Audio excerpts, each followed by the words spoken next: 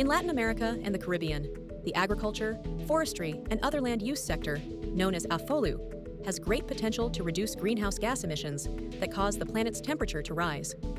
In this region, Colombia has stood out for adopting a series of instruments to comply with its climate commitments, including the following: reducing greenhouse gas emissions by 51% by 2030, to be carbon neutral by 2050, which means that the amount of carbon dioxide emitted by the country is equal to the amount captured, achieving a zero balance, and zero net deforestation of natural forest by 2030, meaning that any loss of natural forest must be offset by forest restoration in other areas, thus maintaining a balance in the total amount of forest.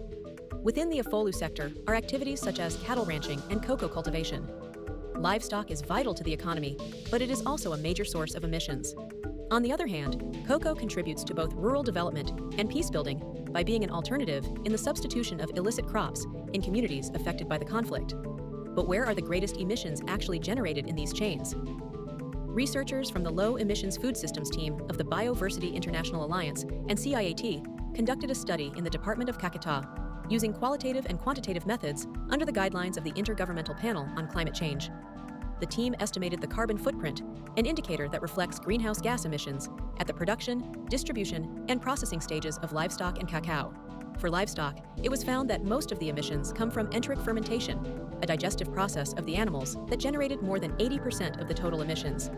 This is where solutions such as silvopastoral systems, which combine trees, shrubs, and pasture for livestock, come into play. These systems not only help mitigate emissions, but also have a positive impact on productivity and animal welfare. In the case of agroforestry cocoa cultivation, which is commonly practiced in the region, the use of machinery during production was the main source of emissions. Adopting responsible agricultural practices, such as the efficient use of agricultural inputs and resources, as well as creating and promoting the use of new technologies or improving existing ones, can reduce these emissions and promote more sustainable production.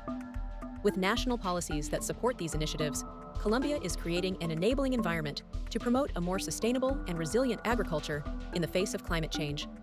These advances allow us to deepen our knowledge of the sources of emissions in the different stages of these chains in the region. However, it is essential to implement systems for monitoring, reporting, and verification of emissions to ensure the reliability, consistency, and transparency of the information to guide future research and facilitate decision-making in agricultural and climate policy at the regional and national levels.